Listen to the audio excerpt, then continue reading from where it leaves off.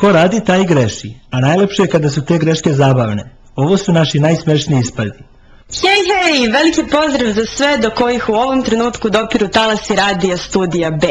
Ovo što sada slušate prvi su zvuci studentske emisije Slušaonica 6.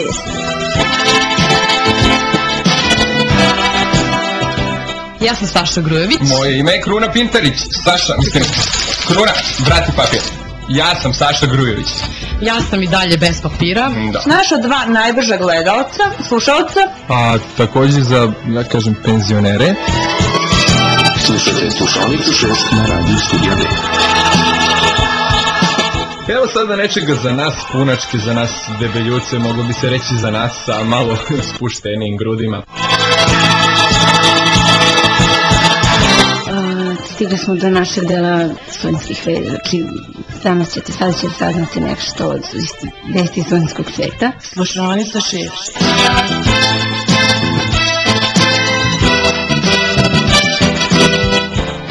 Konačno, meni je veoma drago što ste vi, slušalci, poslušali Lijanu i pokupili nam sve karte za naše pozorište. Sve karte su nam otišle. Tako je.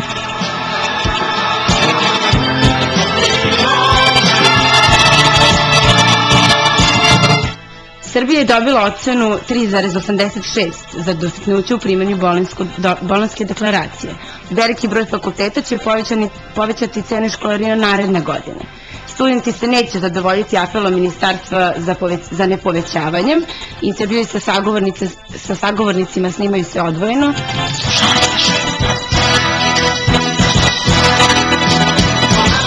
Šta je lepše demokratije, dobra pesma, idemo na muziku. Jesmo tu? To nas pokazuje da smo opet u programu. To znači, ja ti upravo objašnjam da crveno dugme znači da smo u programu, Miloš. Ti mi ne veruješ. Pa kako ga mešam sa tvojom crvenom kosom? Otko da znam da smo u programu? Dobro, ajde. Pa, pobogu.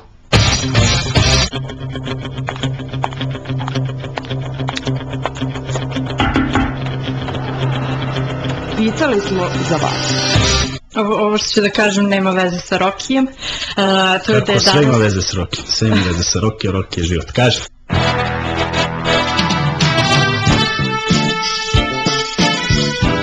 Studentsku polikliniku u Krunskoj ulici studenti svakodnevno posećuju. Na poliklinici rad sva odeljenja studentima je za lečenje potrebno samo indeks. Nina je imala nekih problema sa klimatskim uslovima, ali dobro i to se dešava.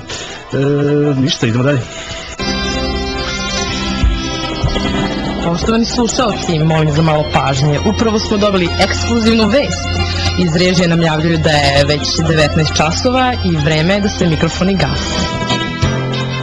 U toku emitovanja emisije imali smo mnogo pričljive goste.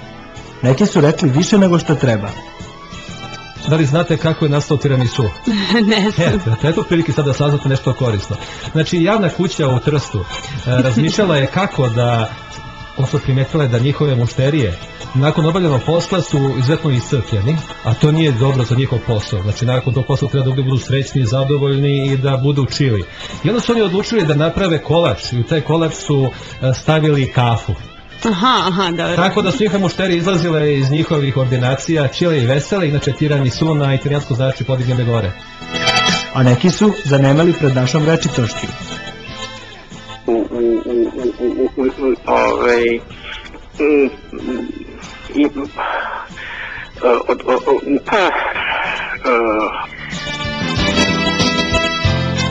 Mislite da su naši džinglovi zabavni? Otkrićemo vam kako su nastali. Izvini, ispravno da prezredimo, ako si student. Znači, aj kaži, Ako si student. Ili se tako loše. Svakog radnog dana. Zato što je ovo jedina slušaonica gde mi predaju, mislim, gde studenti predaju. Mogu i ostali. Nije tako vjerno. Ajde ti kaži, nije važno. Nije važno. Ma ne. Na ponudi mene. Ma ne. Ma mogu i ostali. Mogu i ostali. Bez mama, da ne mačemo. A koga slušamo? Studenta. Okej. Ne mogu da pronađe dugme. A ko predaje? Studenti. Super. Ja, a ko predaje? Studenti.